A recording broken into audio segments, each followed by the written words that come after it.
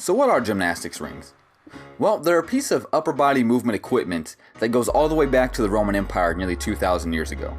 And it's been through some forms of evolution. In the 19th and early 20th centuries, they had a form of rings called the flying rings, which were triangular rings that you literally did acrobatic swinging maneuvers on. Now in modern times, the rings have been what they call stilled, in the sense that now you hold the ring still and do maneuvers using them as a support base, and we call those the still rings, or the modern day circular gymnastics rings. So what are some of the main benefits to using the rings? Well, the first time you get on the rings, the first thing you're going to notice is this is an extremely unstable base of support for the upper body. Your body is going to be trembling as the stabilizer muscles all over your body try to compensate second by second to stabilize and balance you on this unstable support. So you're building a tremendous amount of muscle strength as well as muscle control and stability the entire time you're on the ring. Because of this, the rings take a tremendous amount of body awareness just to become even moderately proficient at. And this type of relationship with your body will benefit you no matter what type of athletic endeavor you're involved in, or even if you don't do anything athletic, even if you're just using your body for everyday life. The rings also move freely in space, which allows you to create an endless complexity of movement for the upper body. And probably more importantly, it allows you to find natural movement patterns that fit your individual body. The variety of movements available when trained on the gymnastics rings is absolutely staggering.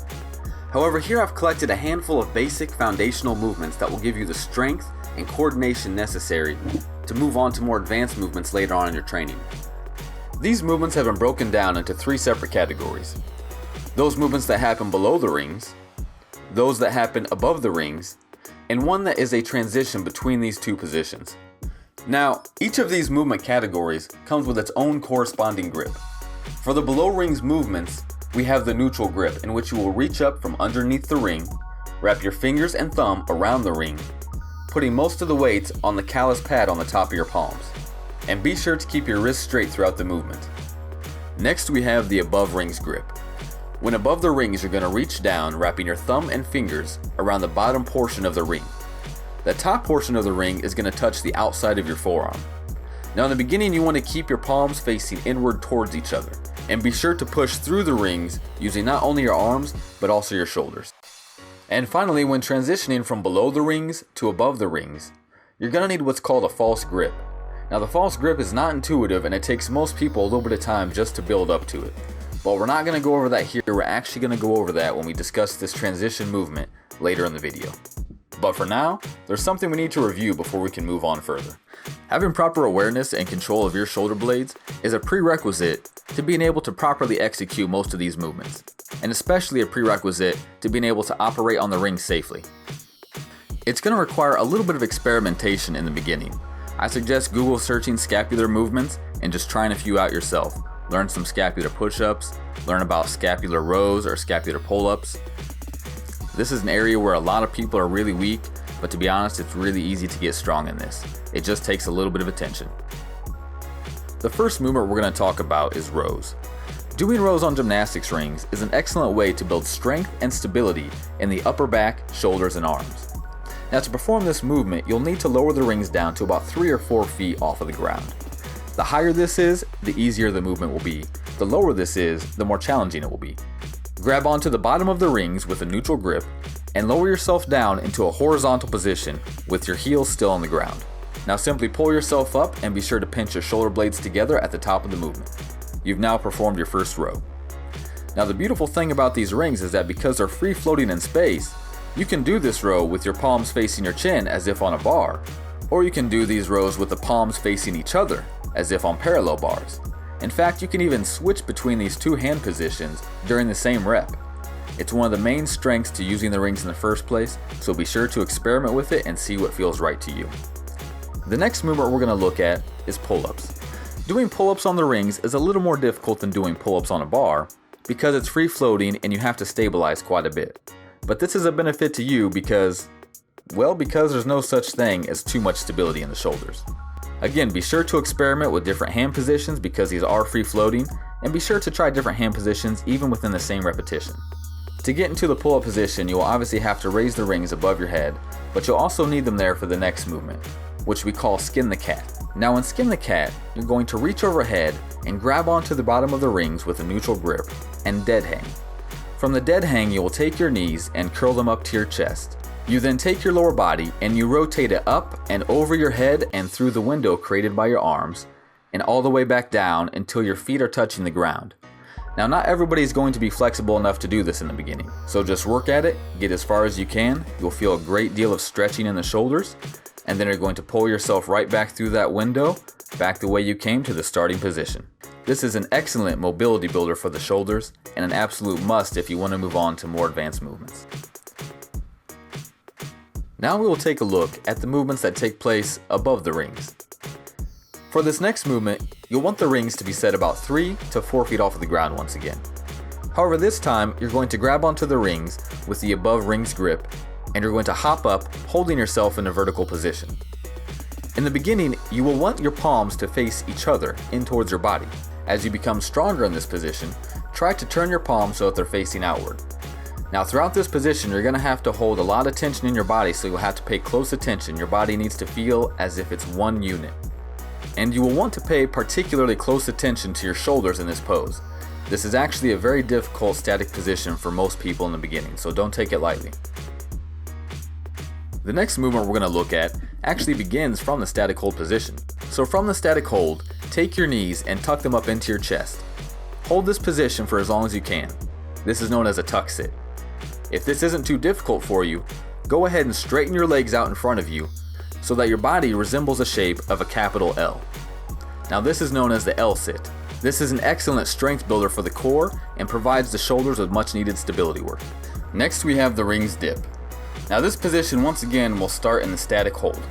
Once you get yourself into the static hold, keep your palms facing inward and begin to lower yourself down by bending at the elbows. Go down until the rings almost touch the shoulders, and now push yourself back up. Be sure to push through the rings and push through not just with your arms, but also with your shoulders.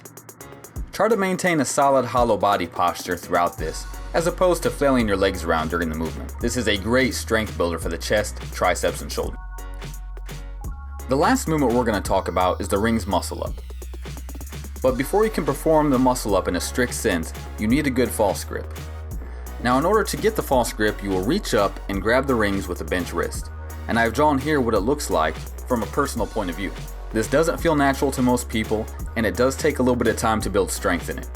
One of the best ways to build strength in your false grip is to start doing false grip pull-ups, at least a few during every rings workout. Now when you grab the ring, you're going to grab deep inside the ring. And here on the left hand side of the page, I've drawn the path that the ring will follow along your hand. You will be gripping the rings with your thumb and fingers, while the outside lower pad on your palm will rest on the rings. Be sure to practice this grip with false grip pull-ups before ever attempting the rings muscle up. In all reality, the rings muscle up is a fairly advanced maneuver, and I wouldn't attempt it until you feel fairly strong with the movements below the rings, the movements above the rings, as well as the false grip pull-up. In fact, the very first phase of this movement is the false grip pull-up. The only difference between this pull-up and a regular rings pull-up is that A, you will be in the false grip, and B, you're going to go higher than your chin. In fact, you want to go high enough that you can get your shoulders up higher than your elbows. At this point, you're in the transition phase. In the transition phase, you will lean forward and get into the dip position. From here, you will complete the movement by simply completing a rings dip. And this is the end of the rings muscle up. It's an amazing muscle building workout. It's a time saver because you can get your pull-ups and your dips in one solid movement. And the strength, stability, and skill that you build within this movement will help you move on to more advanced rings maneuvers when the time is right. The gymnastics rings are exceedingly simple to set up. All you have to do is find a place where you can hang the rings. I have hung the rings from beams in my garage. I have hung it from swing sets. I have hung the rings on pull-up bars. You can just toss them over a tree branch anywhere. They're very, very versatile. You can take them anywhere you go. Very simple to set up. When it comes to buying your first pair of gymnastics rings, there are really only a few things you need to consider. One is what type of buckle does it come with? There are two kinds of buckles they usually come with. One is a cam buckle, and the other is a carabiner buckle. Now if you plan on keeping the rings in one spot, then there's absolutely nothing wrong with a cam buckle. You can very quickly change the height of the rings and it's very simple to use. However, if you plan on training in multiple locations, and tearing down and setting back up the rings over and over again. You're going to want a carabiner buckle. It is very, very simple to set up. You just simply loop it over whatever you're hanging it from, snap, and you're ready to go. The next consideration is the size of the rings that you buy. Now, I've only seen 3 sizes. There is child size, and then there are 2 adult sizes. One is 1.1 inches in diameter, the other is 1.25 inches in diameter. Now, both of these work fine, I've tried them both. It's really just a matter of preference. If you have really big hands, simply go for the 1.25 inches.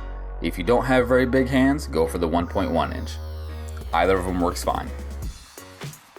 The last consideration is the material that the rings are made of. There are really only 3 materials I've seen rings come in: wood, plastic, or metal. And in general, they all work. One's not necessarily better than the other. My personal preference has always been wood.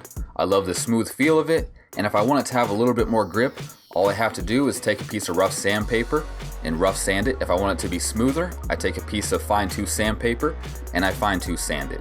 If it gets any nicks or splinters, again, I simply sand them down. So really, it's just a matter of personal preference. If I had to recommend one, it would definitely be wood. Well, that's it for today. Thanks for watching. If you liked, be sure and give a thumbs up. If you want to see more, be sure and subscribe. If you're looking for a recommended pair of rings, I'll put a link to one down below. Have a great day, and as always, keep moving, everyone.